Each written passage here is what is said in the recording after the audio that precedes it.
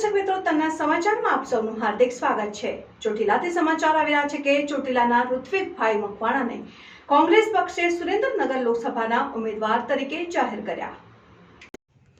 ચોટીલા વિધાનસભાના પૂર્વ ધારાસભ્ય ઋત્વિકભાઈ મકવાણાને કોંગ્રેસ દ્વારા સુરેન્દ્રનગર લોકસભાના ઉમેદવાર તરીકે જાહેર કર્યા છે। ત્યારે પક્ષના કાર્યકરો સાથે ઋત્વિકભાઈ મકવાણા ચોટીલા ચામુંડા મંદિરે દર્શન કરવા માટે પહોંચ્યા હતા। ઋત્વિકભાઈ મકવાણાએ ચોટીલા ચામુંડા મંદિરે મસ્તક નમાવીને જીતના આશીર્વાદ મેળવ્યા હતા। ઋત્વિકભાઈ મકવાણા એટલે કરમશીભાઈ મકવાણા, જે છેલ્લા શ્વાસ સુધી ચોટીલા વિધાનસભાના ધારાસભ્ય રહી ચૂક્યા છે, તેના પરિવારમાંથી આવે છે। રિપોર્ટર મુકેશ ખક્કર, તન્ના સમાચાર, ચોટીલા। સુરેન્દ્રનગર લોકસભા મત વિસ્તારમાં સૌથી વધારે પીવાના પાણીનો અને ખેતીવાડીના પાણીના અસમાન વહેંચણીના પ્રશ્નો છે। સૌથી પહેલી ઝુંબેશ એ સરકાર દ્વારા ભેદભાવભરી રીતે જે રીતે પાણીનું વિતરણ કરવામાં આવે છે, એ વિતરણ ભેદભાવભરી નીતિના બદલે તમામને સમાન ધોરણે પાણી મળે, અધિકાર પ્રમાણે પાણી મળે, એના માટેની લડત લડીશું।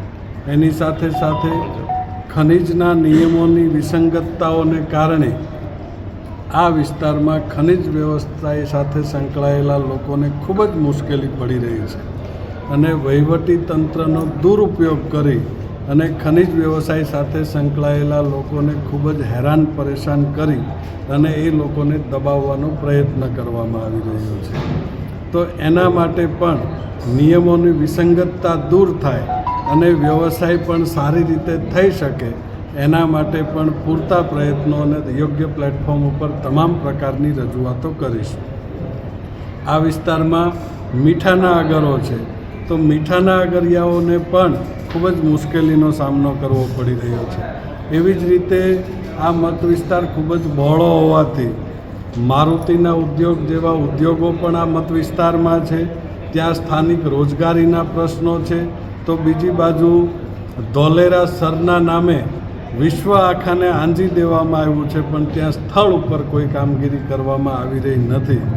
તો ધોલેરા મત વિસ્તારની અંદર પણ ત્યાં સરની કામગીરી થાય અને સ્થાનિક લોકોને વધુમાં વધુ રોજગારી મળે, એના માટેના પ્રયત્નો કરીશું।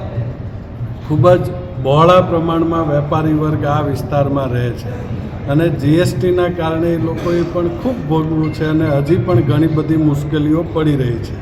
તો જીએસટી માટે પણ એ લોકોની જે કાંઈ રજૂઆતો હશે એને યોગ્ય પ્લેટફોર્મ ઉપર રજૂઆત કરીશું અને એના નિરાકરણ માટેના તમામ પ્રયત્નો કરીશું। ગુજરાતની અંદર કેટલી સીટ લાવે કોંગ્રેસ એવી તમારી, અને આપણે કેટલા મતે જીતી શકીએ એવી તમારી આશા છે? જો કોણ કેટલી સીટ લાવશે એ તો મતદારો નક્કી કરતા હોય છે।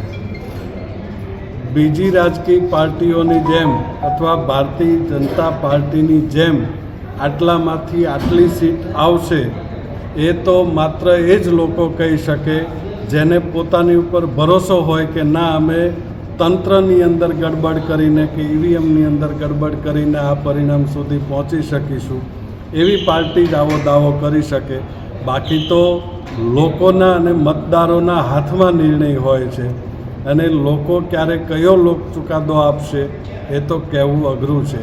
આમ છતાં એટલો વિશ્વાસ ચોક્કસ છે કે ભૂતકાળમાં પણ આ વિસ્તારના લોકોએ કોંગ્રેસ પક્ષ અને મારી ઉપર ભરોસો મૂક્યો હતો, તો આ વખતે પણ ફરી વખત આ વિસ્તારના લોકો મારી ઉપર ભરોસો મૂકશે એવો વિશ્વાસ છે।